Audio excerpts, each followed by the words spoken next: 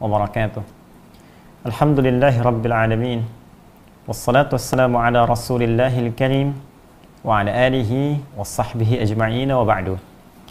Saudara-saudariku, berjumpa kembali dalam pertemuan kita untuk melanjutkan kajian tafsir kita, menggali keterangan-keterangan, pedoman-pedoman kehidupan kita yang difirmankan oleh Allah Subhanahu wa taala dalam Al-Qur'anul Karim. Sebelumnya saya mengajak pada diri saya dan kita semua, mari kita tingkatkan takwa kita kepada Allah Subhanahu wa taala seperti Allah berpesan dalam Al-Qur'an di surah Ali Imran itu ayat 102, ya ayyuhalladzina amanu taqullaha haqqa tuqatih wa la tamutunna illa wa antum muslimun. Hai seluruh orang yang beriman, tanpa kecuali tingkatkan takwamu kepada Allah dengan sungguh-sungguh, dengan serius, dengan cara yang benar, dan jangan sampai engkau wafat kecuali dalam keadaan sebagai muslim yang baik.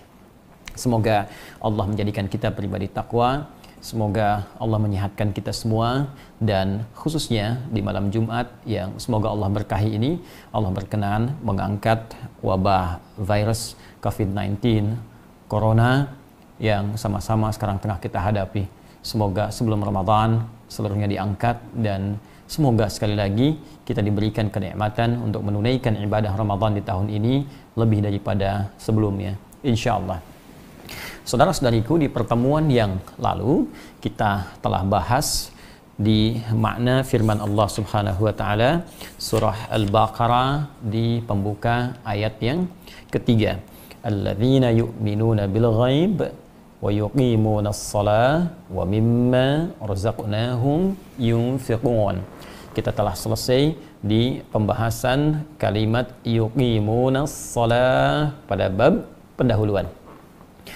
Sebelumnya saya ingin ingatkan bahwa rangkaian ayat-ayat sebelumnya memberikan gambaran kepada kita bahwa Al-Quran adalah kitab yang difirmankan oleh Allah, seluruh isinya berupa petunjuk untuk kehidupan kita, pedoman yang memudahkan segala langkah kita, pedoman menuju kebahagiaan dan kesuksesan, pedoman yang memberikan petunjuk ketenangan hidup bagi kita, pedoman yang bisa mengubah perilaku kita menjadi lebih baik, pedoman segala kemuliaan. Dan ini hanya akan Allah berikan ya bagi orang-orang yang mau bertakwa kepada Allah Subhanahu wa taala, yang diantara ciri takwa itu pertama, dia mesti yakin tanpa ragu pada setiap apa yang Allah sampaikan di dalam Al-Quran ini, walaupun sifatnya belum ia ketahui atau belum ia dapatkan informasinya atau bahkan belum ia pahami isinya. Maka ini bagian syarat yang pertama. Orang-orang yang yakin tanpa ragu akan kandungan Al-Quran, maka dijamin oleh Allah Subhanahu wa ta'ala akan diberikan ketenangan pada jiwanya, diberikan rasa aman dalam kehidupan dunianya, dan dijamin dari kegelisahan akhirat saat suasana begitu menegangkan di yaumul hisab. Kemudian kita lanjutkan di pertemuan yang lalu bahwa jika orang-orang menginginkan menjadi takwa setelah dia yakin akan seluruh isi kandungan Al-Quran, maka keyakinan itu mesti ia buktikan dengan memperbanyak amal saleh.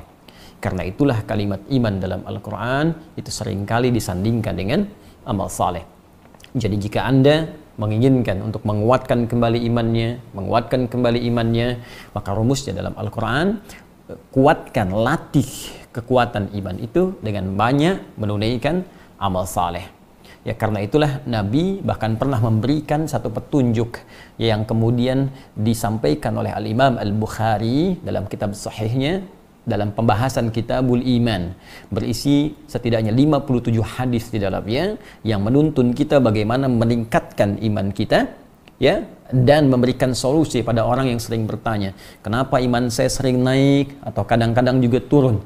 Maka dari sekian banyak hadis yang disampaikan di situ, ada satu kunci dari kalimat Nabi sallallahu alaihi wasallam, al-imanu yazidu wa yantaqis, yazidu bit ta'ah wa yantaqis bil ma'siyah. Iman itu kadang-kadang naik, kadang-kadang turun.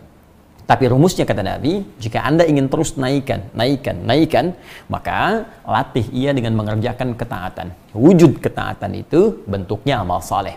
Karena itu seringkali dalam Al-Quran ketika disebutkan kalimat iman, baik bentuknya menggunakan kata kerja, fi'il, madhi'kah atau mudhari'kah, atau bentuknya menggunakan kata benda, isim, ya, isim fa'il misalnya, maka itu seringkali disandingkan dengan amal soleh setelahnya. Ya, saya pernah contohkan pertemuan lalu, wal 'asr, innal insana lafi khusr illa alladzina amanu, iman. Kata kerja bentuknya fi'il madhi, past tense. Disandingkan dengan amal saleh, wa amilus salihat. Baik, ya ayyuhalladzina amanu, iman, kutiba alaikumus syiyam. Amal salehnya puasa. Ya ayyuhalladzina amanu, iman. Amal salehnya aufu bil uqud, la yaskhar qaumin qaum, la yaghtab ba'dukum ba'dha. Baik.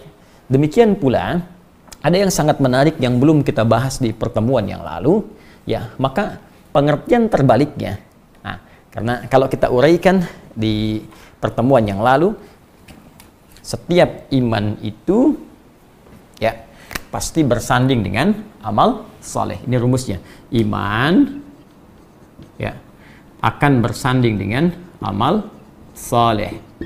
Ya, amal soleh. Ingat kata Nabi, jika Anda ingin menguatkan iman, maka kerjakan amal soleh. Tapi iman ini bisa menurun dengan mengerjakan amal salah. Yazidu wa yantaqis. Yazidu bit-ta'ah, iman akan naik dengan mengerjakan ketaatan, bentuk taat itu amal soleh. Wa yantaqis, dan ia akan turun, lemah iman itu, ya, bil maksiyah. Yazidu bit-ta'ah wa yantaqis bil maksiyah, dengan mengerjakan maksiat. Maksiat itu ini ya bentuknya amal salah. Amal salah. Nah, jadi ini padanannya, lawannya. Jadi kalau orang banyak berbuat amal salah, lisan salah bertutur. Baik, maka karena lisannya sering berbuat salah, maka lisan itu sulit mengerjakan yang soleh. Karena itu pengertian paling mudahnya begini cara memahaminya. Orang-orang yang sering berkata salah, berkata-kata kotor, berkata dusta, sering mencela, maka untuk berkata yang soleh itu tidak mudah untuk dilakukan. Silahkan cek, orang-orang yang berkomunikasinya selalu menggunakan kata-kata yang kotor, itu berkata yang baik itu seperti asing. Ya, demikian sebaliknya, orang-orang yang sering berkata baik, soleh, kalimat-kalimatnya lembut, kalimat-kalimatnya pilihan kosakatanya baik, itu untuk mengucapkan yang kotor, itu sulit dilakukan. Itu gambarannya. Karena itu ketika iman seringkali dilatih dengan ketaatan, wujudnya amal soleh, ya maka ini akan berpotensi, satu, menguatkan iman, yang kedua, yang kita bahas di pertemuan lalu, akan berdampak kepada perubahan perilaku. Ya, karena semakin iman dilatih dengan amal soleh, maka sinyal imannya semakin kuat, sinyalnya. Ya, cahayanya nanti dalam hati ini yang kita bahas kemarin, ya akan terpancar pada seluruh tubuh karena sering dilatih, maka ia akan masuk kepada mata, membimbing mata, masuk kepada mulut, membimbing mulut, masuk kepada tangan, membimbing tangan, sampai ke ujung kaki. Ini yang menjadikan ketika amal solehnya banyak, cahaya imannya kuat, maka dibimbinglah tubuh untuk menjauh dari perbuatan maksiat yang kemarin kita sampaikan, fahsya dan mungkar, dan mendekat kepada perbuatan-perbuatan taat yang diridhai oleh Allah Subhanahu wa taala. Ini poinnya. Ya. Karena itu, ada yang sangat menarik di dalam Al-Qur'an disebutkan, perhatikan. Ketika iman dipasangkan dengan amal saleh, maka amal soleh pun saat dikerjakan itu akan mendorong sinyal iman semakin menguat. Bahkan ada isyarat begini. Ada isyarat kalau kita ingin mengetahui parameter, ukuran tingkat keimanan kita, maka silahkan dicek dengan amal solehnya. Ya. Tadi kan kita bicara begini, kalau ingin imannya kuat, tingkatkan amal solehnya. Maka pengertian terbaliknya, kalau kita ingin mengecek apakah iman sedang kuat atau lemah, maka cek di amal solehnya. Ya, lihat amalan-amalan kita. Tutur katanya, amalan lisan, amalan mata, amalan telinga, amalan tangan, sampai ke ujung kaki. Ini menunjukkan pertanda iman. Jelas ya? Nah, karena itu, kemarin kita telah belajar, kalau Anda bertanya, bagaimana cara kita melatih amal soleh, yang dengan latihan itu bisa menguatkan sinyal iman sehingga memberi petunjuk pada seluruh tubuh untuk berperilaku mulia. Maka Allah sandingkan dengan amalan pertama, mengawali dengan fisik kita terlebih dahulu. Ya, nanti ada amalan fisik, ada amalan di luar fisik seperti harta. Ya, sebelum kita keluar fisik dari tubuh kita dulu, maka dilatih dengan satu amalan yang tidak perlu mengeluarkan harta untuk mengerjakannya. Apa itu? Wa yuqimunas shalah. Ya, amalnya disebut dengan salat. Ini. Ya. Maka dilatih dengan menunaikan salat, amalan pertama, amalan fisikal yang semua orang bisa mengerjakan karena tidak ada tuntutan untuk mengerjakan salat itu berupa hal-hal di luar tubuh kita, semacam harta. Nggak ada orang salat bayar misalnya. Ya, tapi yang menarik dalam salat ini nanti akan dilatih seluruh elemen tubuh kita dari ujung kepala sampai ujung kaki. Ya, maaf, kepala akan dilatih untuk menunduk ke bawah sehingga terlatih untuk tawadhu, rendah hati. Ya, lisan mulai dilatih untuk berkata yang baik-baik. Bahkan yang pertama diucapkan kalimat rendah hati, yang tinggi hanya Allah. Bukankah saat sholat Anda mengucapkan Allahu Akbar? Ya, akbar itu ism tafdhil. Kabir, besar. Akbar, yang paling besar. Dan Anda katakan tidak ada yang paling besar, yang paling hebat, yang paling dahsyat kecuali hanya Allah. Makanya kalau orang mengucapkan Allahu Akbar dalam setiap sholat, nggak akan sombong. Jadi kalau ada orang sholat mengucapkan Allahu Akbar tapi selalu merasa besar, ya, merasa hebat dalam kehidupannya, ya, merasa paling unggul dibanding orang lain, merasa yang paling banyak ilmunya, merasa yang paling tinggi jabatannya, nggak mungkin. Mustahil orang berilmu yang sholat, ya, akan berkata saya yang paling hebat, yang lain salah semua. Mustahil pejabat yang sholat akan berkata saya yang paling kuasa, yang lain semua. Ya, yang lain lemah semua. Mustahil pedagang yang sholat akan takabur dengan hasilnya ketika dia menjadikan Allah sebagai Tuhan yang paling agung. Ini baru lisan. Ya, belum nanti sampai ke ujung kaki. Kaki kita dilatih untuk tunduk, ruku, sujud, dan seterusnya.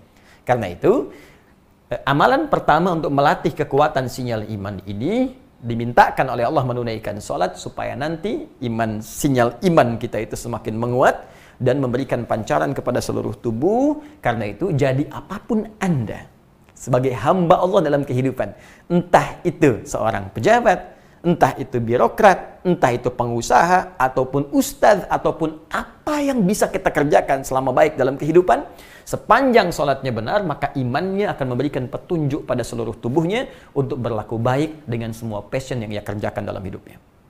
Jelas sampai di sini? Baik, ini amalan yang pertama. Ya, ini nanti bonusnya yang 5 kemarin yang kita sampaikan. Jika ini dikerjakan dengan baik, orang baik itu akan lebih mudah mendapatkan kemuliaan-kemuliaan di hadapan ia ataupun di masa depan yang bisa ia raih. Orang baik dekat dengan kesuksesan, orang baik dekat dengan kebahagiaan, orang baik dekat dengan ketenangan, orang baik dekat dengan kemuliaan. Kemarin yang telah kita bahas. Anda yang baru bergabung bisa dicek kembali pertemuan kita ya pada hari kemarin. Nanti Anda bisa dapatkan bonusnya dari hasil ini, ada kemuliaan yang bisa kita raih. Itu poinnya. Nah, yang belum kemarin kita bahas untuk melengkapi dulu mukaddimahnya, teman-teman. Maka dari itu, ada yang sangat menarik dalam Al-Quran. Ketika panggilan amal soleh ini pun dikerjakan, ya, ada panggilan untuk meminta amal soleh dikerjakan, maka sinyal iman itu akan langsung merespon. Ya, kalau tadi kita katakan orang yang sinyal imannya bagus, amal solehnya mulia. Sekarang terbalik nih. Karena ini bersanding, ini seakan-akan saling menguatkan begini. Ya, nyambung seperti ini. Jadi ini saling melengkapi, Energinya itu saling terpancar begini. Ya, yang paling menarik, ketika panggilan mengerjakan amal soleh ini pun tiba, maka sinyal iman akan merespon. Ya, di antaranya dalilnya apa? Yuk kita lihat Quran surah ke-8, Al-Anfal ayat yang kedua. Ya, di situ disebutkan kalimat iman, lalu disebutkan panggilan untuk mengerjakan amal solehnya. Innamal mu'minuna alladzina idza dzukirallahu wajilat qulubuhum. Ayo pelan-pelan. Masih ingat kemarin iman tempatnya ada di mana? Masih ingat? Di hati. Iman tempatnya ada di hati. Hati bahasa Arabnya qalbun. Ya. Yang bukan hati fisik ya. Ini hati tempatnya roh nanti. Ya. Jamaknya qulub. Ya, bentuk jamaknya, plural-nya qulub. Ini bentuk tunggalnya qalbun, jamaknya qulubun. Jelas? Orang beriman disebut mukmin. Kemarin telah kita bahas. Ini jamaknya disebut mu'minun. Begini. Baik. Nah, sekarang mari kita lihat. Kata Allah, innamal mu'minuna. Sungguh, orang-orang beriman itu. Nah, disebutkan imannya. Alladzina, mereka semua tanpa batas. Ingat, kemarin telah kita bahas, 1080 kali disebutkan dalam Al-Quran. Baik laki-laki, perempuan. Orang beriman itu, baik laki-laki, perempuan, tua, muda, besar, kecil, lintas batas, tidak ada sekat di dalam kehidupan sosialnya. Idza dzukirallahu, jika disebutkan nama Allah. Idza dzukirallahu, dzukira. Jika disebutkan nama Allah, disebutkan menggunakan kalimat zikir. Masih ingat kemarin? Bukankah di antara amalan zikir itu salat? Dalilnya Quran surah ke-20. Quran surah ke-20 ayat ke-14. Ya, innani anallahu la ilaha illa ana fa'budni wa aqimis salata li dzikri. Tunaikan salat sebagai zikir kepada aku. Maka orang-orang beriman itu kata Allah, kalau disebutkan zikir, kalimat menggunakan zikir, dipanggil untuk zikir. Idza dzukirallahu, dipanggil nama Allah, disebutkan nama Allah, ya, wajilat qulubuhum. Ada getaran, sinyal mulai naik dari jiwanya. Saya tanya pada Anda, kata Allah disebutkan nama Allah. Saya tanya pada Anda, bukankah setiap hari disebutkan nama Allah? Allah, Allah, Allah, Allah, Allah. Coba, masih ingat? Bukankah setiap hari kita dipanggil dengan disebutkan nama Allah lewat suara azan itu? Bukankah itu panggilan? Bukankah kalimat azan pertamanya disebutkan nama Allah? Allah, Allahu Akbar, Allahu Akbar, Allah. Dan berapa kali disebutkan? 5 kali dalam sehari. Ya, subuh, zuhur, asar, maghrib, isya. Dahsyatnya, sehari dibagi 5 waktu. Setiap pergantian waktu disebutkan terus nama Allah. Subuh selesai, muncul zuhur, siang. Disebutkan lagi nama Allah. Siang selesai, muncul sore, asar. Disebutkan lagi. Ya, dalam salat asar. Sore selesai masa, muncul maghrib, pembuka malam, disebutkan lagi.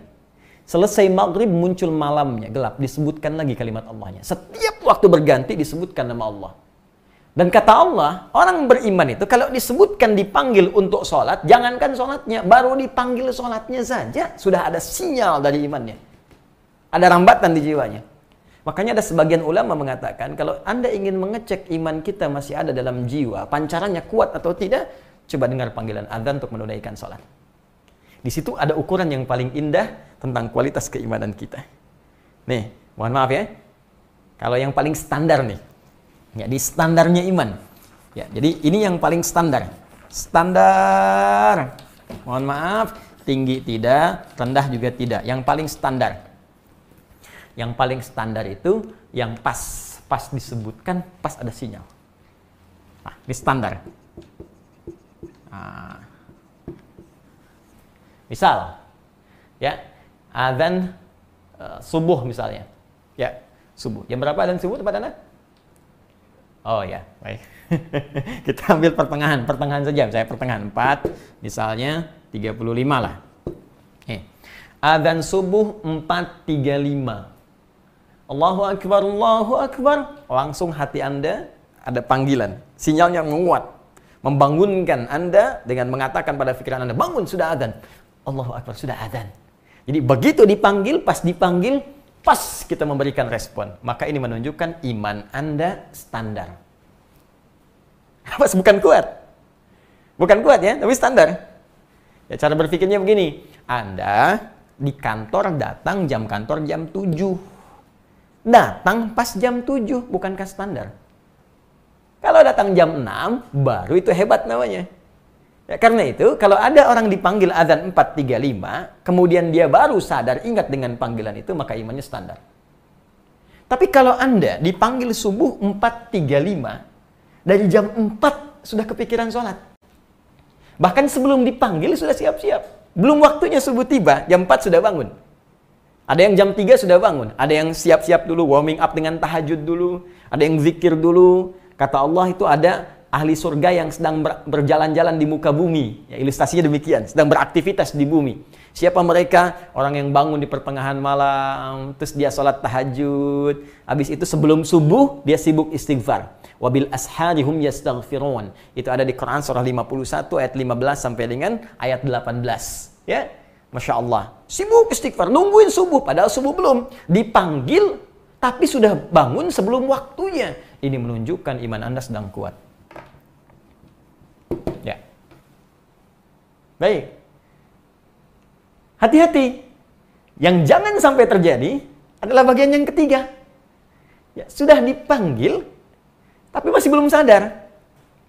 Jam subuh panggilan 4.35, baru sadar 5.34. Nah, ini pun belum ingat sholat. Masih ingat yang lain misalnya. Maka hati-hati kalau sudah azan, Allahu Akbar, Allahu Akbar. Ada yang mengingatkan, akhi sudah azan nih, tenang, baru azan, belum qomat. Awas tuh. Ini menunjukkan ada persoalan dalam iman.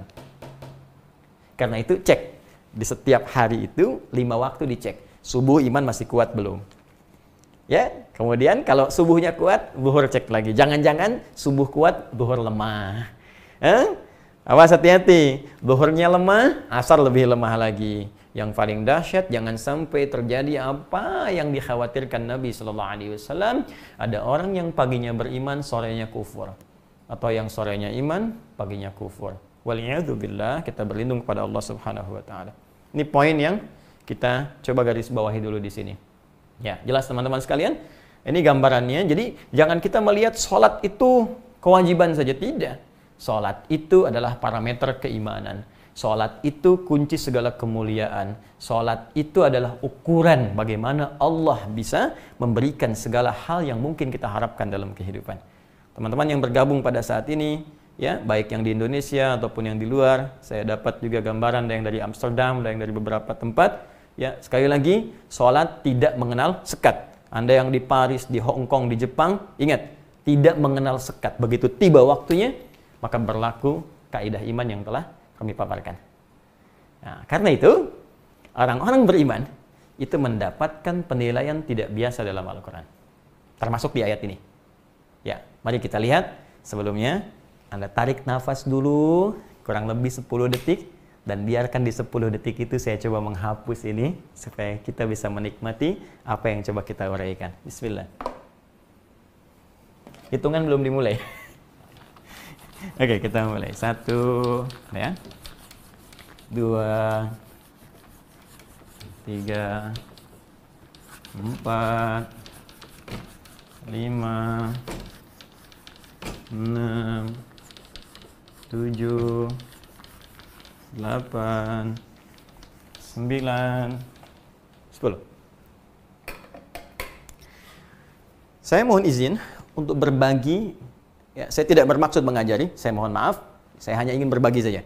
Saya mohon izin untuk berbagi satu cabang ilmu, ya, dalam gramatikal bahasa Arab, turunan di ilmu nahwu, namanya ilmu i'rab. Ya, i'rab itu nanti untuk mengetahui posisi sebuah kalimat dalam struktur, ya, kalimat bahasa Arab. Ini posisinya apa, bagaimana kedudukannya, dan ini sangat berpengaruh kepada makna. Jadi perubahan harakat dalam posisi sebuah struktur kalimat itu akan mempengaruhi terhadap makna. Nah, kita berada di ayat ketiga Al-Baqarah, ya. Alladzina yu'minuna bil ghaib. Bil ghaib. Saya coba i'rab yang ini dulu. Ini karena yang lainnya nanti ataf mengikuti. Ya. Ini alladzina. Jadi kita pakai ilmu i'rab dulu. Ya. Alladzina ismun mausulun mabniun 'alal fathi fi mahalli satu. Paham? Tidak. Nanti kita terangkan. Ismun mausulun, isim mausul, kata sambung, konjungsi, ya, yang akan menerangkan kalimat sebelumnya. Mabniun 'alal fathi, yang dibangun kalimat ini dengan harakat fathah di ujungnya. Nih, alladzina, nah, ya, di harakat ujung. I'rab itu melihat harakat ujung. Mabniun 'alal fathi, dibangun dengan harakat fathah di ujungnya, ya. Fi mahalli, kedudukannya posisinya satu, bisa jarrin. Fi mahalli jarnin, ya. Badal min al-muttaqin, hudal lil muttaqin. Ini satu. Atau yang kedua, fi mahalli jarnin na'tun lil muttaqin. Ya. Paham? Tidak. Tunggu sebentar. Nanti saya terangkan belakangan. Atau bisa juga yang ketiga, fokus baik-baik. Alladzina bisa berarti juga di sini khabar. Ya, khabar. Dari mubtada hum. Ya. Manal muttaqin hum, humul ladzina. Baik. Bisa berarti nasab, nasab dari kalimat amdah. Amdahul ladzina yu'minun. Amdah alladzina. Nasab. Bisa berarti juga ya mubtada. 5 mubtada. Mana khabarnya? Ayat kelima. Ulaika ala hudam min rabbihim wa ulaika humul muflihun. Ulaika. Nah, jadi kalau teman-teman belajar ilmu nahwu nanti ada yang Arab. Satu kata ini saja itu punya 5 turunan posisi. Kalau kita dalami cabang ilmunya dapat 5 posisi ini. Ya, satu, fi mahalli jarrin badal. Posisinya jar. Jar itu dia bisa berharakat kasrah dari sebelumnya. Ikut. Ya muttaqin kasrah, ikut kasrah lagi.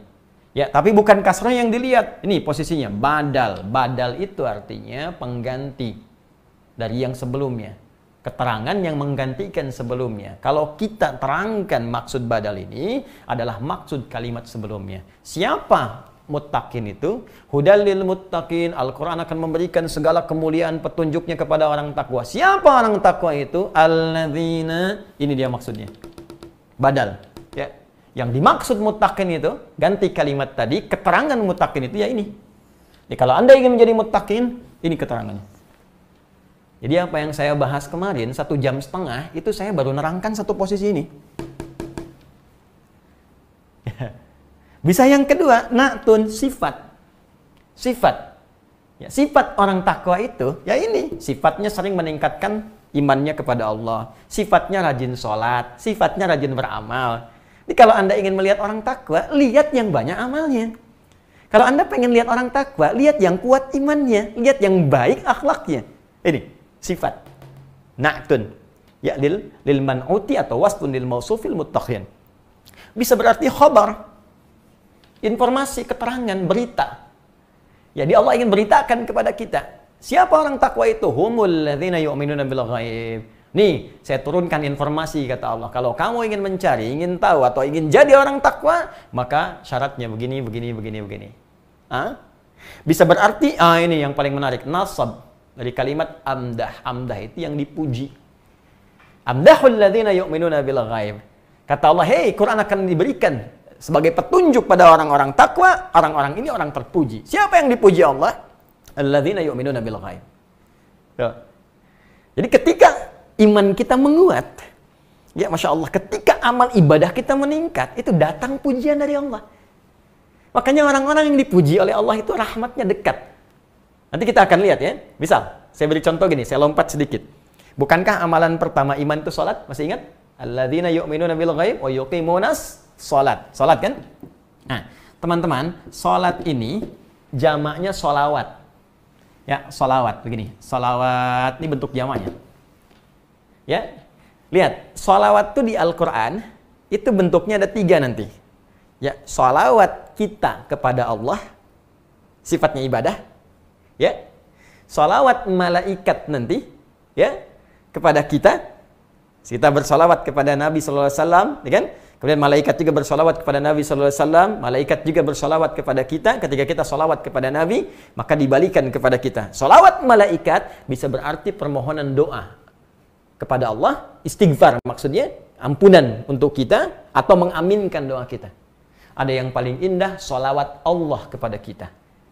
Nah, solawat kita kepada Allah berupa ibadah, solawat Allah kepada kita bentuknya bukan ibadah, tapi bentuknya berupa pujian. Kalau sudah Allah bersolawat artinya memuji kita, maka akan disertakan rahmat di dalamnya. Contoh, Quran surah kedua ayat 157. Paling kiri agak ke atas sedikit. Quran surah 2 ayat 157. Ya, ada orang yang sabar ketika ditimpa musibah, dia sabar dan dia bermuhasabah meningkatkan ibadahnya kepada Allah. Kata Allah, ulaika alaihim salawatun.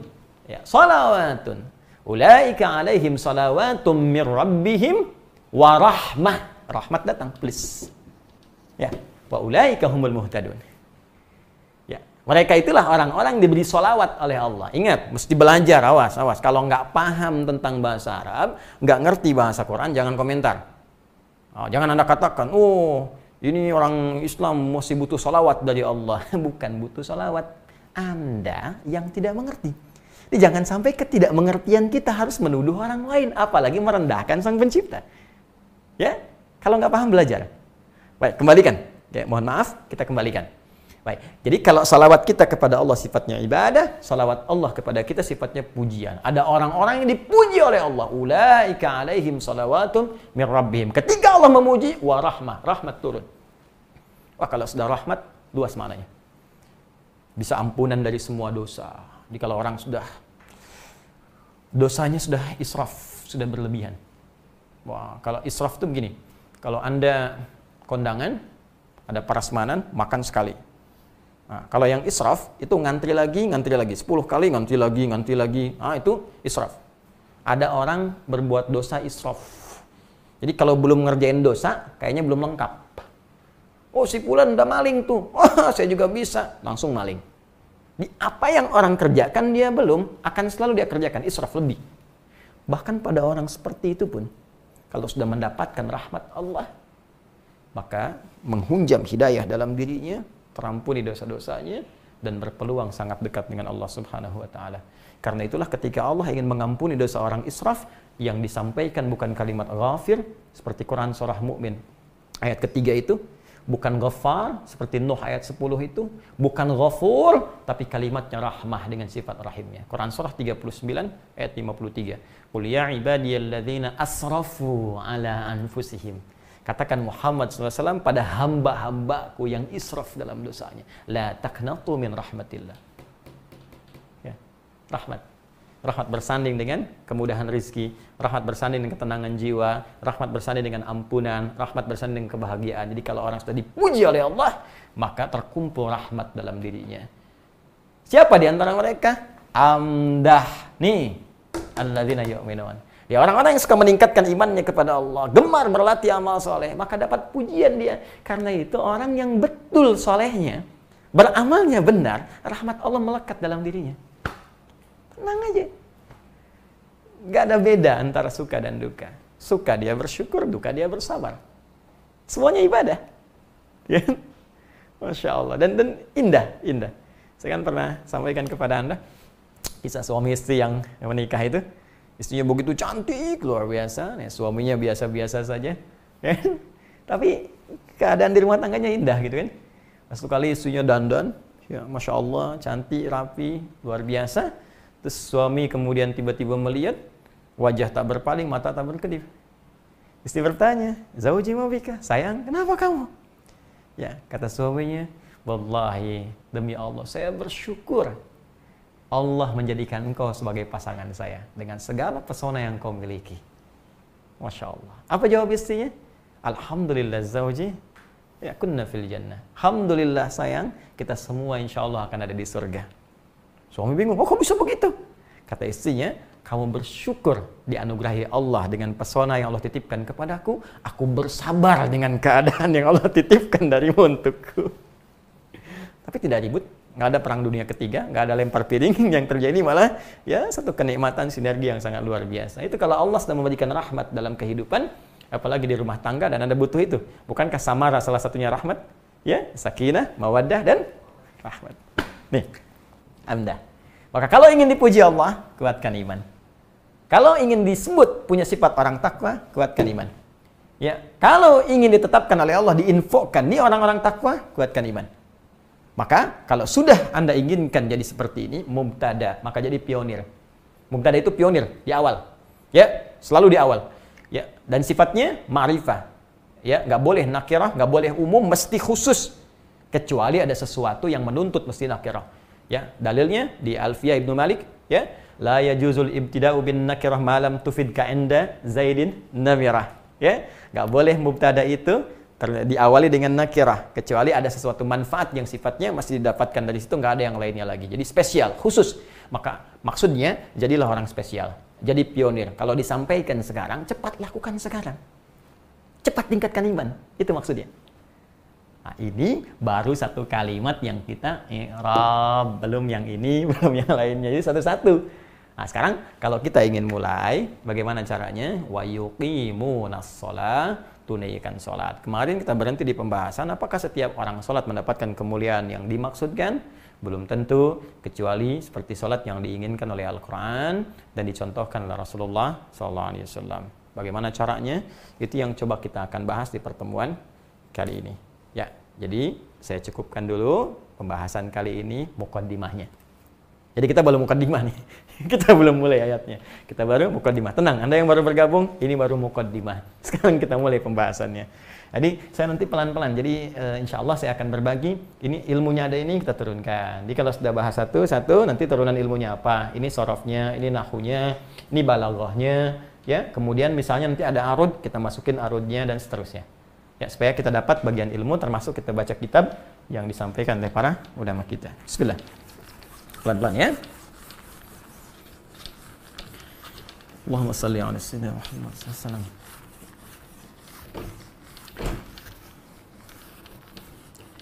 Baik, mari kita sambungkan.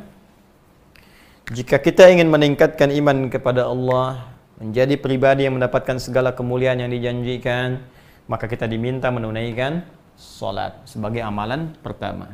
Allah berfirman, wa yuqimunas shalah. Baik. Ini ya. Wa yuqimunas shalat. Ini kita tuliskan salat. Pelan-pelan. Amalan pertama yang dimintakan oleh Al-Quran untuk dikerjakan, untuk menguatkan iman, menunaikan salat. Sekarang kita punya persoalan. Satu, kita dapati tidak sedikit orang menunaikan salat, tapi tidak memiliki sifat-sifat yang diterangkan dalam Al-Quran ataupun yang dirinci oleh hadis-hadis Nabi SAW. Ya, seperti pernah kita uraikan, orang salat pasti baik. Karena salatnya bisa merangsang sinyal imannya muncul dan membimbing dia untuk terbebas dari perbuatan keji dan munkar. Inna salata tanha 'anil fahsya wal munkar. Tapi kenapa kita sering saksikan ada beberapa orang menunaikan salat tapi nggak bebas dari perbuatan keji dan munkar? Bahkan ada yang paling menarik nih. Ini yang Allahu Akbar. Saya tak tahu bagaimana mencari kata untuk melukiskannya. Ada orang dalam salat pun masih berbuat munkar. Ya, Allahu Akbar. Yang satu takbir, begitu sedang takbir, satu mundur, sendal orang ambil. Tas orang ambil, kotak infak gondong. Kan ada sesuatu yang salah gitu. Ya, korupsi masih jalan. Ya, berbuat maksiat jalan. Ini yang paling aneh, nggak pernah tadinya bahkan sholat begitu di sidang pakai peci, mulai pakai kerudung, mulai pegang tasbih, mulai macam-macam. Ya, tapi yang paling menarik kalau ada perubahan, alhamdulillah. Tak ada perubahan itu yang aneh. Apa yang terjadi? Kata Allah, sholat bikin tenang. Ada orang sholat nggak tenang juga. Kata Allah, orang sholat bahagia. Dia sudah sholat nggak bahagia. Kata Allah, orang sholat baik. Dia sudah sholat nggak baik. Apa yang salah? Baik. Nah, ini yang coba kita lihat. Barangkali sholat yang ditunaikan tidak seperti yang diisyaratkan dalam Al-Quran, dicontohkan oleh Nabi SAW. Mari kita bahas dulu. Sebelum kita baca kitab, saya akan terangkan dari sudut bahasa Al-Qurannya dulu. Baik. Pertama, mari kita lihat kalimat as-salah. Saya mulai dari sini dulu. Ya, ini ada dua kata, dua kalimat. Kita turunkan waw, kita satukan ke sini. Jadi ini satu, ini dua. Saya mulai dari sini dulu. Kalimat as-salah itu oleh Allah Subhanahu wa taala difirmankan dengan menggunakan alif lam ini. Jadi ada salat, ada as-salah, itu berbeda. Kalau saya tuliskan begini, misal, tanpa alif lam, salat. Ya. Atau nanti ada yang menulis begini. Ini imla saja, khat, salat. Baik. Tanpa alif lam. Alif lamnya tidak ada. Ini, alif lamnya tidak ada. Bila tidak menggunakan alif lam, itu dalam istilah ilmu nahwu disebut nakirah namanya. Ya, nakirah. Nakirah. Ya, fokus belajar ya. Belajar, awas, awas, awas. Saya ingin Anda paham. Anda tak hafal istilah pun tak masalah. Yang penting paham. Ya, kalau ingin cepat paham, jangan banyak main TikTok. Ya, tinggalkan yang nggak penting dulu. Ini sedang kita fokus, sedang ada masalah, tetap aja yang nggak penting dikerjain. Ya, dah simpan dulu yang kayak gitu. Ya. Mohon maaf ya, tapi harus saya ingatkan supaya kita bisa fokus. Baik, lihat sini. Kalau tanpa alif lam, ini disebut nakirah. Bermakna sesuatu yang umum, general. Umum. Kalau sudah umum, dia punya sifat khas. Sifat khasnya yaitu bebas, terbuka. Bebas. Pengajian umum, pengajian bebas, terbuka. Siapa saja bisa datang. Toilet umum, toilet bebas. Siapa aja bisa masuk situ. Anda di rumah dituliskan toilet umum, ya siapa aja masuk ke rumah Anda. Ya, tapi kan toilet umum tempatnya di terminal, tempatnya mungkin di mall, tempatnya tempat terbuka. Dia punya sifat bebas. Jelas? Kalau menggunakan alif lam, maka alif lam ini memiliki beberapa fungsi. Ada di antara fungsinya istighraq. Ya, istighraq. Istighraq. Ini. Menunjuk sesuatu yang luas, cakupan, dalam hal cakupan. Ya. Luas, holistik sifatnya, menyeluruh. Ya. Contoh, alif lam dalam kalimat alhamdulillahi rabbil alamin. Surah Al-Fatihah. Alhamdulillah. Alhamdulillah. Maka fungsi istighraq ini diartikan dengan segala, semua. Segala. Semua, tercakup semuanya. Segala itu kan semua, nggak satu pun nggak dicakup. Semua benda yang ada di ruangan ini kumpulkan, maka semua tanpa kecuali. Segala yang ada di alam ini milik Allah, maka semua tanpa kecuali. Nah, kalau kita gabungkan ke sini, cara menerjemahkannya, alnya istighraq diartikan segala semua. Alhamdulillah, semua pujian, segala pujian. Lillah, cuma punya Allah. Jadi kalau semua sudah kita katakan punya Allah, kita sebutkan 17 kali dalam sehari. Mesti 17 kali, awas. Orang mengucap ini mesti 17 kali. Kalau 16 kali, berarti sholat subuh Anda cuma 1 rakaat. Kita ucapkan 17 kali, Alhamdulillah. Semua punya Allah, semua pujian punya Allah. Kalau Anda katakan semua pujian karena Allah, semua pujian punya Allah, lantas kenapa Anda masih ingin dipuji? Dan kenapa Anda mesti mengambil bagian dari pujian itu? Nah, ini yang dimaksud istighraq namanya. Jelas? Semua. Kita simpan dulu. 2, ini yang paling populer. Ada alif lam yang berfungsi ma'rifah, ta'rif. Alif lam at-ta'rif. Atau disebut ma'rifah. Ma'rifah itu lawan dari nakirah langsung. Jadi kalau nakirah maknanya umum, maka ma'rifah maknanya khusus. Kalau ini punya sifat bebas, kalau ini punya sifat terikat. Ya, ada ketentuannya, ada aturannya, tidak bisa bebas. Nah, kalau sudah paham tentang ini, karena tanpa ini jadi nakirah lawannya khusus, ya, atau ma'rifat, maka alif lam yang masuk pada kata sholat itu lebih tepat dipahami dengan alif lam ta'rif atau ma'rifah. Kalaupun menggunakan istighraq bisa, semua sholat itu sifatnya mesti khusus. Jadi kalau nggak ada alif lamnya, ya, nih misal perintah sholat dalam Al-Quran yang bermakna ibadah. Ya, bukan bermakna umum, berupa doa saja, bukan. Tapi bermakna ibadah, dibuka dengan takbir, ditutup dengan salam. Tidak menggunakan alif lam misalnya, atau sifat yang nakirah, maka ini artinya bebas. Silahkan. Ya, kalau di luar Al-Quran ada kalimat begini misalnya, wa yuqimuna sholah, tidak ada alif lamnya, maka Anda silahkan tunaikan sholat dengan bebas. Mau cepat silahkan, lambat silahkan.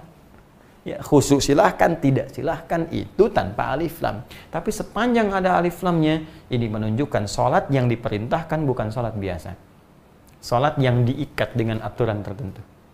Sholat yang punya ketentuan, yang telah ditetapkan. Anda melanggar ketentuannya, bisa tidak diterima sholatnya. Anda keluar dari ketentuannya, bisa tidak sah sholatnya. Kalau sudah tak sah sholatnya, maka mustahil bisa meraih apa yang dijanjikan sebelum-sebelumnya. Karena itu, saking pentingnya alif lam ini, pernah terjadi aplikasi alif lam yang dicontohkan oleh Nabi, bahkan langsung di masa Nabi SAW. Kisah ini terdapat dalam kitab Al-Bukhari, Sahih Al-Bukhari dan Muslim. Ya, misal di Sahih Muslim, nomor hadis 397. Ya. Kalau nomornya berbeda, karena mungkin cetakan buku Anda dengan saya bisa berbeda, maka cari rawinya, sahabat Abu Hurairah. Abu Hurairah. Ya. Abu Hurairah kan banyak hadisnya. Cari kisah tentang Khalad bin Rafi' Az-Zuraiqi. Khalad bin Rafi' Az-Zuraiqi.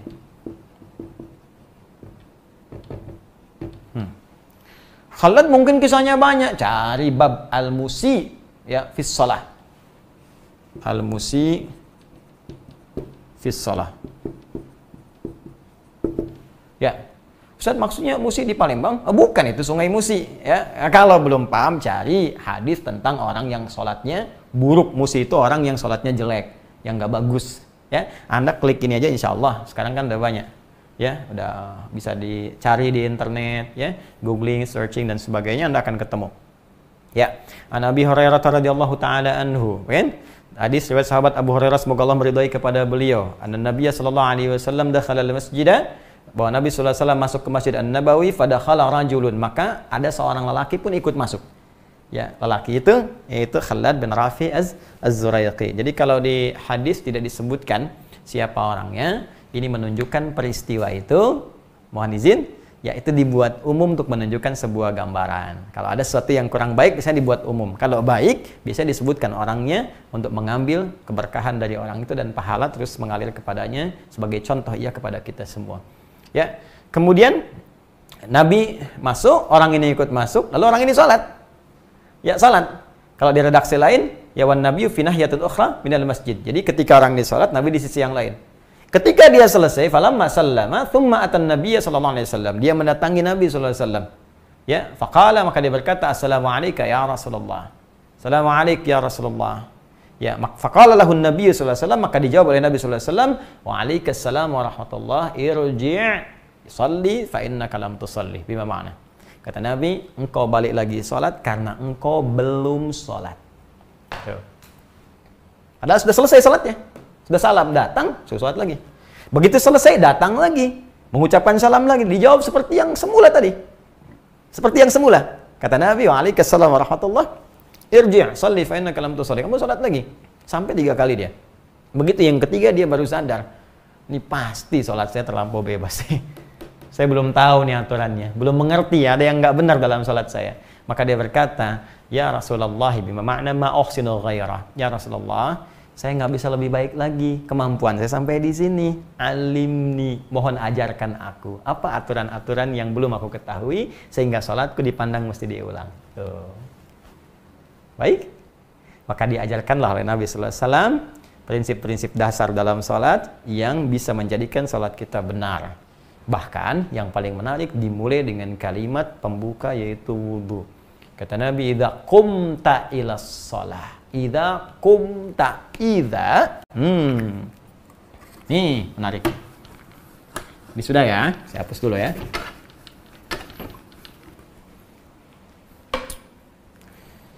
Ketika orang ini berkata, alimni ya Rasulullah, tolong ajarkan aku. Kata Nabi, idza qumta, idza kumta.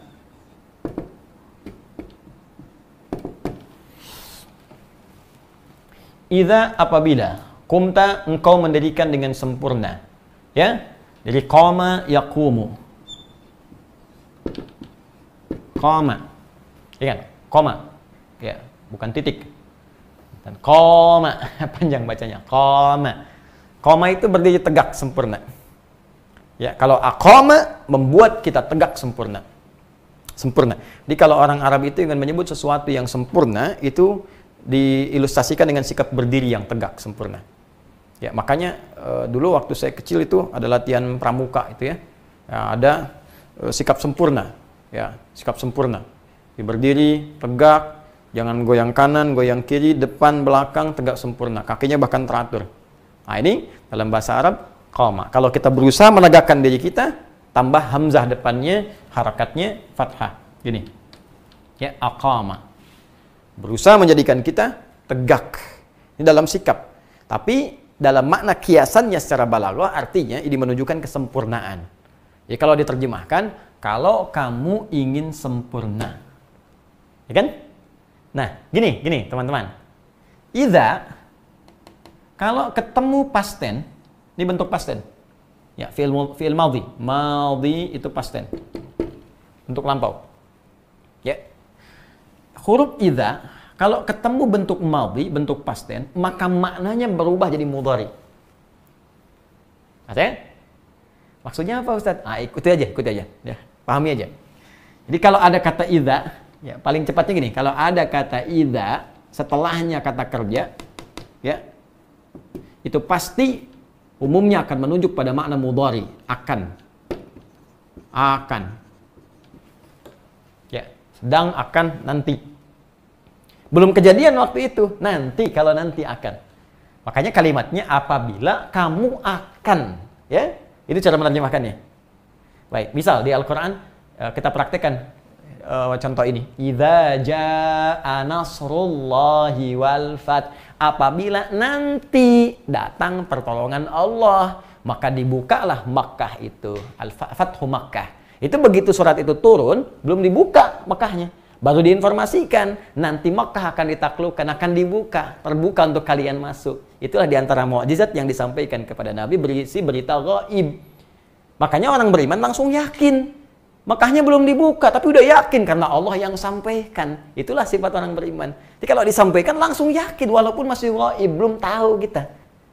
Nah, itu idza bertemu dengan fi'il madhi. Ini Nabi mengatakan, idza qumta, kalau kamu nanti akan menyempurnakan sholat. Idza qumta ilas sholat, kalau kamu akan menyempurnakan sholat. Kalau kita buang idzanya, ya, berarti telah sholat. Kalau kita ingin pertahankan maknanya, ya akan menyempurnakan, idzanya dibuang. Maka berubah ke dalam bentuk aqama, ya. Aqama ganti kata ketiga dengan ya, yuqimu. Yuqimu. Plus, kalau cuman satu orang, yuqimu, dia akan menyempurnakan. Tapi pertanyaan saya, mohon maaf sekali, yang akan menyempurnakan sholat cuma satu orang atau semua yang sholat? Pasti semua yang sholat. Makanya rumus dalam asbabun nuzul atau asbabul wurud, kalau ada satu kejadian, orangnya nggak langsung disebutkan umum sifatnya, rajulun atau menggunakan inisial, ini artinya kejadian itu akan terjadi lagi di masa depan dengan tokoh-tokoh yang berbeda. Karena itu khalad nggak disebutkan kalimat hadisnya rajulun. Ya, tapi dicari sampai ketemu orangnya ini. Kalimat hadisnya rajulun artinya yang mungkin pernah keliru, bukan khalad saja, orang nanti pun akan banyak yang salah sholatnya. Mesti belajar dulu. Barangkali di antara yang banyak itu, mohon maaf, saya, Anda, atau kita termasuk di dalamnya. Baik ya? Karena itu kembalikan ke sini. Idza qumta, kalau idzanya dibuang, maka berubah ke sini jadi aqama bentuk mudhari yuqimu. Karena banyak tambah di ujungnya. Rumus kemarin yang kita ambil. Yuqimun. Maka bentuknya jamak. Mereka mencoba menyempurnakan. Perhatikan sini. Kembalikan ke Al-Baqarah ayat 3. Orang-orang yang ingin mencas imannya itu bukan sekedar sholat. Bisa Allah mengatakan, alladzina yu'minuna bil ghaibi wa yusallun. Bisa. Tapi kenapa kemudian dibuka dengan kalimat yuqimun? Dan mereka mencoba menyempurnakan. menyempurnakan salat mereka. Alif lamnya muncul sesuai aturan ma'rifah yang tadi. Ini cara menerjemahkannya, wa yuqimunas shalah, dan mereka orang-orang yang menguatkan iman itu, orang-orang yang ingin jadi takwa itu, mereka berusaha menyempurnakan sholatnya sesuai aturannya. Pakai. Gitu cara menyempurnakannya. Tahu menerjemahkan sesuai dengan konteksnya. Sekarang bertanya, bagaimana cara menyempurnakannya? Cek di hadis ini. Ini pelajarannya. Kata Nabi, "Idza qumta ila shalah", jika kamu ingin coba menyempurnakan salat, pertama asbighul wudu. Betulkan wudunya, sempurnakan wudu, maka belajar wudu dengan benar. Ini mohon maaf karena ini pelajaran tafsir, bukan pelajaran fikih, jadi saya belum bisa masuk kepada bab fikih. Nanti kalau terlampau lebar kita, ini kajiannya nggak akan pernah selesai. Ya, akan lebih baik kalau kita nanti pisahkan. Insya Allah kita pisahkan. Sebetulnya Anda bisa ikuti di YouTube, ya, Adi Hidayat Official. Ini saya sarankan sekali lagi, akan lebih baik Anda menggunakan yang official. Ya, karena nanti ada yang suka ngambil potongan-potongan terus ditampilkan, kadang-kadang watermarknya juga dihilangkan dan sebagainya. Jadi terambil sepotong-sepotong dan saya tidak bertanggung jawab. Jadi kalau yang ini saya bisa lihat kadang-kadang ada teman-teman memantau di komentar, ada pertanyaan, saya bisa lihat. Nanti kita jawab, ada yang langsung kita telepon, permintaan kadang langsung kita sampaikan. Ya tidak harus kita publikasikan juga untuk menjaga niat kita, ya, supaya tetap dalam koridor ridha Allah Subhanahu wa taala, sesuai usaha kita. Ya, kembali ke sini. Nah, teman-teman nanti bisa lihat di pelajaran kami misal yang di Masjid An-Nur Tanah Kusir itu membahas tentang sholat dari awal sampai dengan terakhir. Di kajian teman-teman musyawarah, ya, itu juga yang saat di-upload itu insya Allah ada bab tentang sholat. Jadi Anda sambil berjalan saja ya. Nanti insya Allah kalau saya waktunya lebih luang, saya akan mulai coba berikan pelajaran spesifik khusus seperti ini tentang fikih sholat. Di poinnya, kalau ingin sempurna, sempurnakan wudhu. Nah, jadi nanti teman-teman belajar fikih wudhu yang betul. Qurannya dibuka. Apa kata Qurannya? Quran surah ke-5 Al-Maidah, kan ayat ke-6. Itu ayatnya. Terus hadisnya apa? Turunkan tentang wudhu. Ya, pelajari baik-baik air yang digunakan, berapa yang pokok yang dibasuh, tambahannya bagaimana, sempurna seperti apa. Sempurnakan ini. Ya. Yang paling menarik, Nabi menyebutkan wudhu dulu sebelum sholatnya. Padahal orang itu sudah sholat. Khalad tadi. Ada yang berkomentar begini, ketika wudhu disebutkan pertama kali sebelum sholatnya, ini menunjukkan boleh jadi salahnya bukan hanya di sholatnya, tapi sudah dimulai dari wudhunya. Dan ini menunjukkan orang yang keliru wudhunya, sudah kemungkinan besar akan berdampak pada salah sholatnya. Silakan aja cek. Orang wudhunya terlampau terburu-buru, takut. Kadang-kadang yang kepala harus dibasuh ini cuma rambut misalnya. Ya kan? Itu pasti sholatnya juga berpengaruh. Kadang pengen cepat selesai, kadang macam-macam, kadang nungguin imam dulu sebelum ruku, atau nunggu ruku baru dia takbir langsung ruku misalnya kan, dan sebagainya. Nah ini, cek ya, jadi nanti masuk kepada bab wudu, pelajari dengan baik termasuk hikmah-hikmahnya. Kemudian, Tsumastaqbilul qiblah, menghadap ke arah kiblat. Belajar, menghadap kiblat, kiblat itu apa? Ya, kiblat. Kalau sedang di Mekah kemana, kalau di luar Mekah kemana, jangan sampai salah menghadap, kan? Kecuali kalau memang tak tahu sama sekali. Tentukan dulu. Ya, kiblat kita arahnya Masjidil Haram, Ka'bah.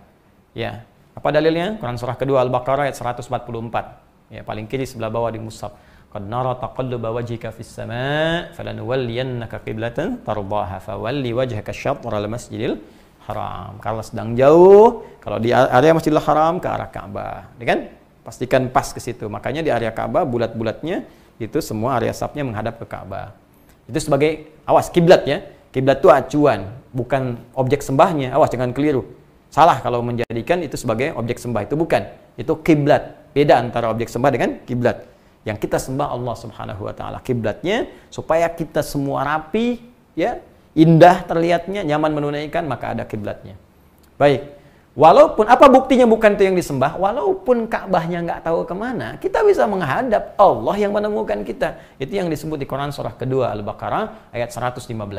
Ya, paling kiri di pertengahan di mushaf. Walillahil masyriqu wal maghrib fa aynama tuwallu fathamma wajhullah. Bukan fathamma wajhallah, tapi fathamma wajhullah.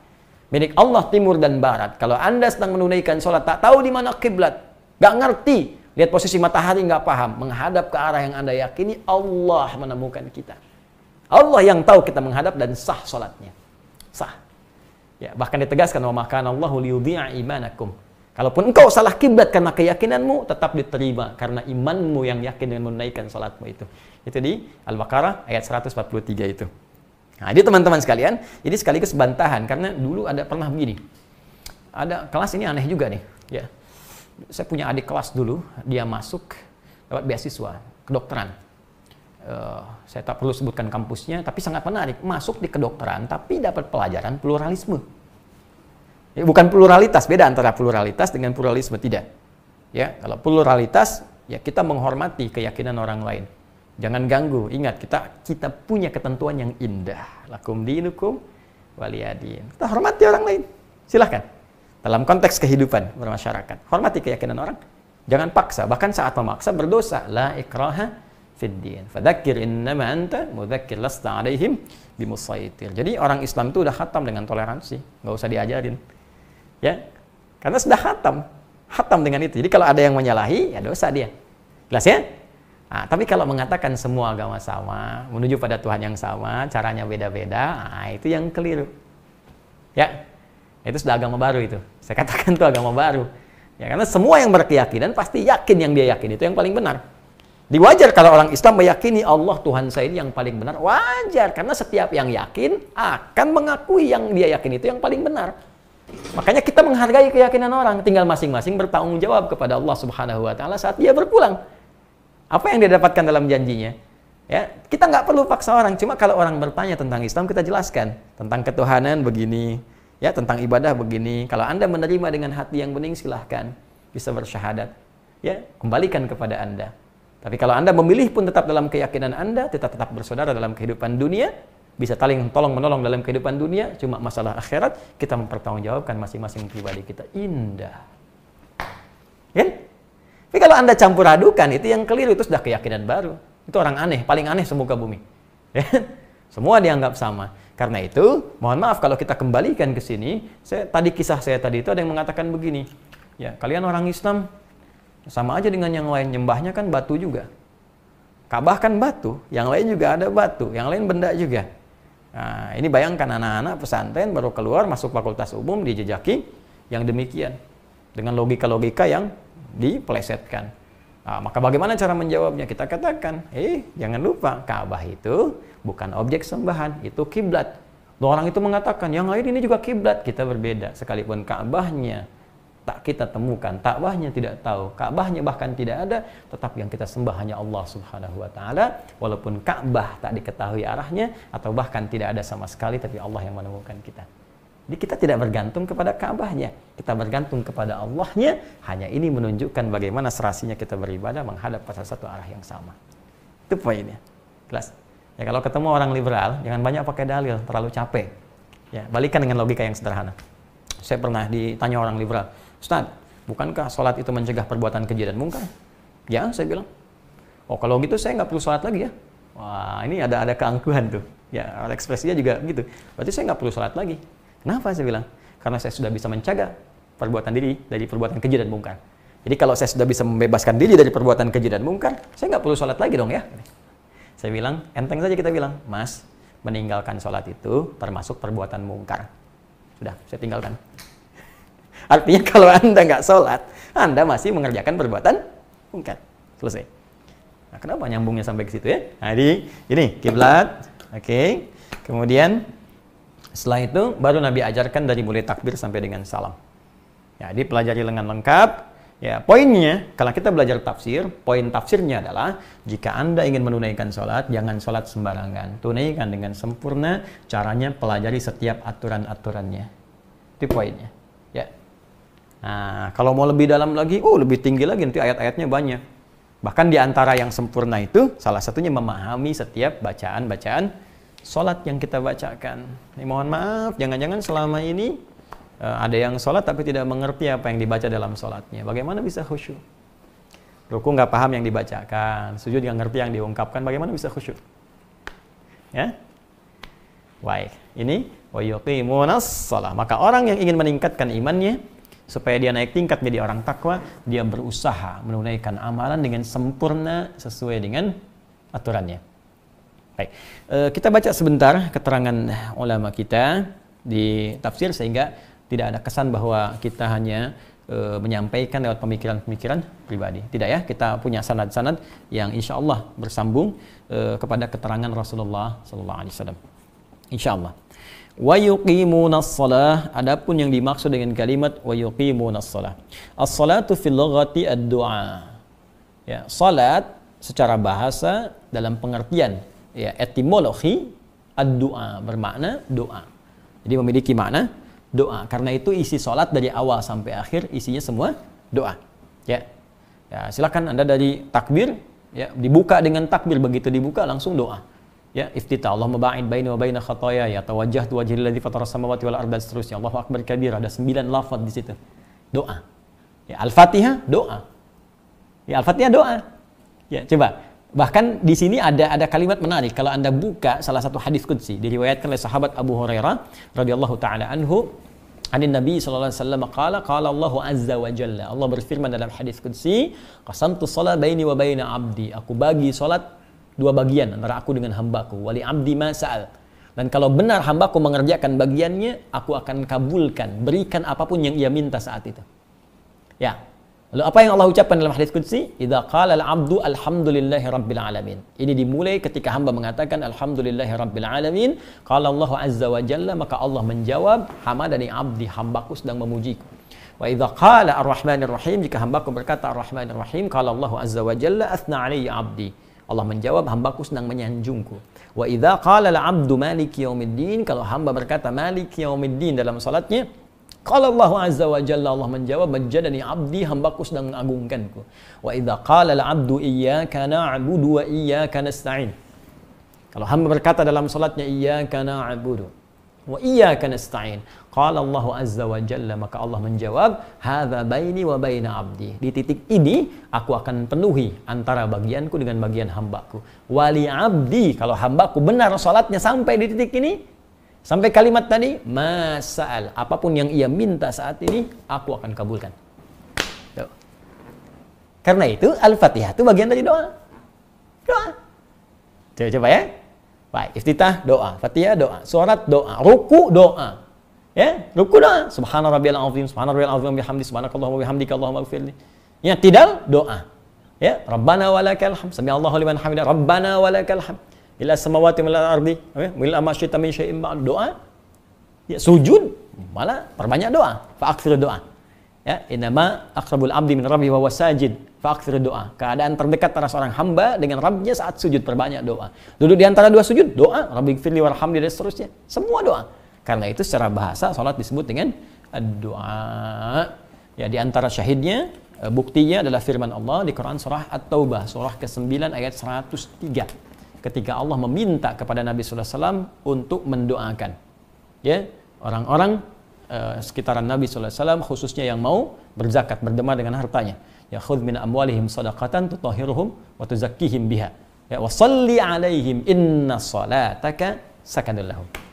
Ya, ambil dari harta-harta orang yang telah masuk kewajiban zakatnya itu, ambil zakat mereka untuk menyucikan jiwa mereka dan membersihkan keadaan diri mereka. Wa shalli alaihim, dan doakan mereka. Inna salataka, sungguh doamu itu sakanul lahum, akan menenangkan jiwa mereka. Nah, ini diantara makna bahasa salat itu berarti doa. Ya. Bin shalla yusalli idza da'a, dari kalimat sorofnya shalla yusalli, tasrifnya idza da'a. Jadi jika dia berdoa, ketika seorang berdoa, orang Arab menyebut dia sedang salat. Ya. Wasta'malaha syari' fil ibadati dzat ruku' was sujud listimaliha 'ala doa. Karena itu dari kalimat doa ini, kalimat salat ini digunakanlah dalam bentuk perintah syariat, karena terkandung dalam setiap gerakannya baik ruku' ataupun sujud, yaitu kalimat-kalimat doa. Ya. Wal iqamatu fil asli, sedangkan kata iqamah pada asalnya bermakna ad-dawamut tsabat, sesuatu yang konsisten dan tegak. Nah, dia ada tambahan nih, ya. Tadi kita ungkapkan sesuatu yang sempurna, kedua sesuatu yang tegak, kemudian yang ketiga ada makna ad-dawam. Min qaulika qamal haqqu ay dhahara wa thabata. Dari perkataanmu qamal haqqu, jika yang benar sudah muncul, sudah tegak, ya, ay dhahara wa thabata, nampak dan tetap. Ya, konsisten. Jadi kalau kita sambungkan ke sini, maknanya kita tambahkan orang-orang yang beriman itu, yang mau meningkatkan imannya, yaitu orang yang berusaha konsisten menyempurnakan sholatnya. Konsisten itu ya belajar lagi, makin khusyuk lagi. Jadi kalau kita sekarang takbir paham artinya, berikutnya kita pahami dengan baik, pelan-pelan sampai mendapatkan kenikmatan halawatul iman. Ya, baik. Kurang lebih itu dulu. Kita tidak panjang-panjang dulu. Ya, sebentar. Wa makna yuqimunas shalah, sedangkan arti lengkapnya yuqimunas shalah, yu'addunaha fi awqatihal muqaddara laha ma'a ta'dili arkaniha wa iqa'iha mustafiyatan liwajibatiha wa sunaniha wa adabiha wa khusyu'iha. Sedangkan yang dimaksud dengan kalimat firman Allah yuqimunas shalah yaitu menunaikan salat tepat pada waktunya yang telah ditetapkan dengan menjaga kesempurnaan rukun-rukunnya dan menunaikan dengan benar sesuai dengan kewajiban dan sunnah-sunnahnya beserta menjaga adab dan kekhusyuannya. Singkatnya, tunaikan dengan sempurna. Sesuai dengan aturannya. Ada aturan rukun, aturan syarat, aturan khusyuk dan sebagainya yang harus kita pelajari. Itu yang akan merubah keadaan diri kita. Saya kira ini dulu yang kita pelajari. Ya, alhamdulillah kita bisa simpulkan bahwa orang-orang takwa yang insya Allah mendapatkan petunjuk kemuliaan dari Allah, dibimbing hidupnya menjadi tenang dan nyaman, punya kemuliaan, adalah orang yang mau mencharge imannya sehingga terus meningkat, dan itu ia lakukan dengan cara belajar, berusaha menyempurnakan salat sesuai dengan aturan-aturan yang telah Allah tetapkan. Ini yang bisa kita bahas. Mohon izin saya memberikan tambahan informasi bahwa teman-teman yang telah mengajukan APD, ya, alhamdulillah saya mendapat konfirmasi semua sudah sampai tadi, ya, alhamdulillah di 17 rumah sakit di Indonesia termasuk puskesmas. Dan bagi teman-teman jangan malu, nggak apa-apa kalau ada di wilayahnya, tapi kalau bisa jangan per orang, ya, institusinya, rumah sakitnya, sehingga tidak mengesankan orang per orang. Kita lebih senang nanti kirimkan sehingga bisa digunakan juga Anda dan di rumah sakit tempat Anda berdinas atau bertugas, khususnya yang menangani COVID-19. Ya, insya Allah apa yang Anda ajukan, kita berusaha apa yang kita punya kita maksimalkan. Ya, kemudian ada yang bertanya teman-teman, sebetulnya bukan hanya pertanyaan, saya bahkan harus memastikan ini, ya, sudah murojaah belum? Ayo, yang pengen menghafal di bulan Ramadan, ayo maksimalkan lagi. Ya, ini kan sudah pekan ke-7 nih, Jumat besok, ya.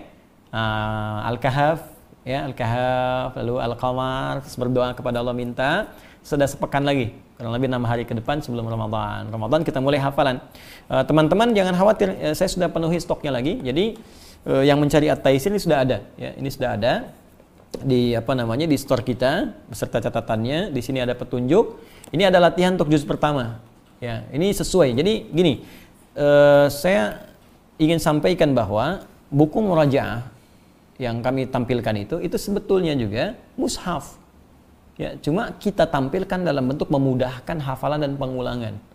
Ya, yang pembukanya ada di buku ini di bagian ujung. Jadi kalau teman-teman menghafalnya benar, ini insya Allah di sini nanti disambung dengan murajaah.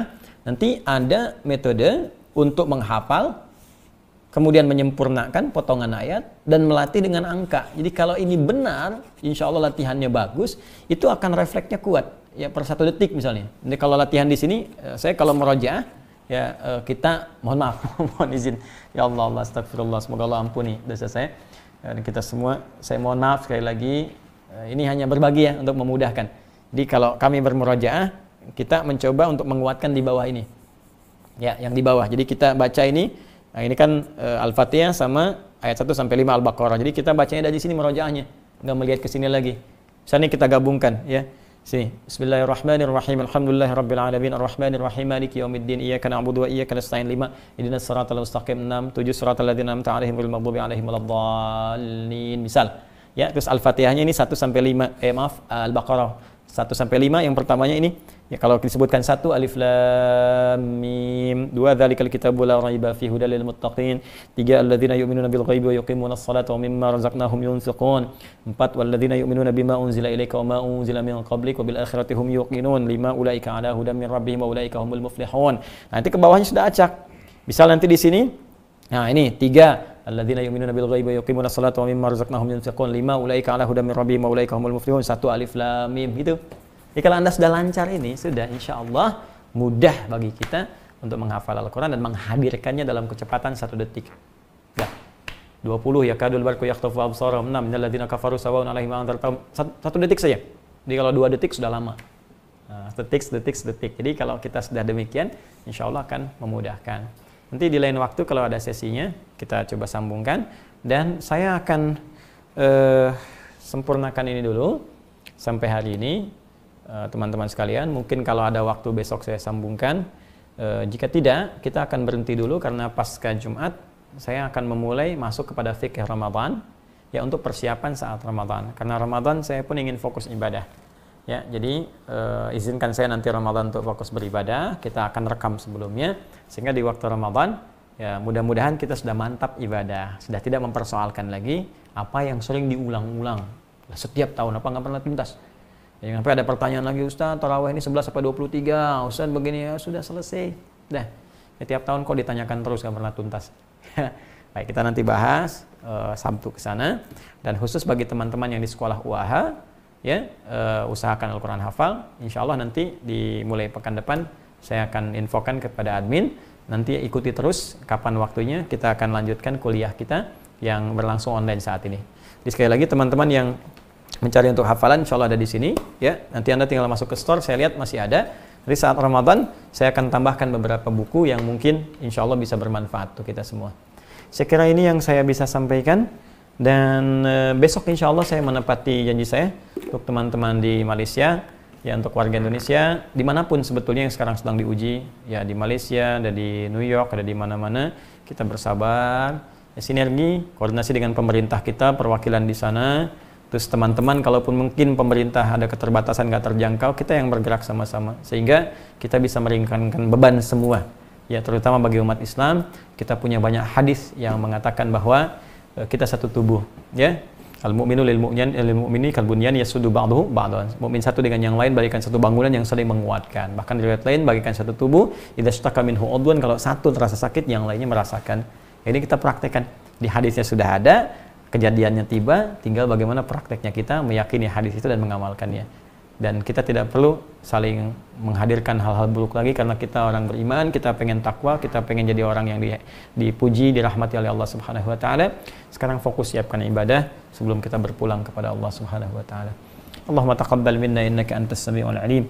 وتب علينا إنك أنت التواب الرحيم اللهم علمنا ما ينفعنا وعلمنا ما جهلنا اللهم اجعلنا من أهل القرآن واجعل القرآن صحيبا لنا في الدنيا وشفيعا لنا في الآخرة يا رب العالمين ربنا آتنا في الدنيا حسنة وفي الآخرة حسنة وقنا عذاب النار اللهم ارفع عنا الوباء والبلاء وخاصة كورونا اللهم ارفع عنا الوباء والبلاء وخاصة كورونا اللهم ارفع عنا الوباء والبلاء وخاصة كورونا قبل مجيء شهر رمضان يا رب العالمين اللهم توفنا مسلمين والحقنا بالصالحين اجعل بقية حياتنا حياة طيبة وآخر حياتنا يا الله حسن الخاتمة وصلى الله على نبينا الكريم سيدنا محمد وعلى آله وصحبه أمتي إلى يوم الدين وآخر دعوانا سبحانك اللهم وبحمدك أشهد أن لا إله إلا أنت نستغفرك ونتوب إليك والحمد لله رب العالمين. السلام عليكم ورحمة الله وبركاته.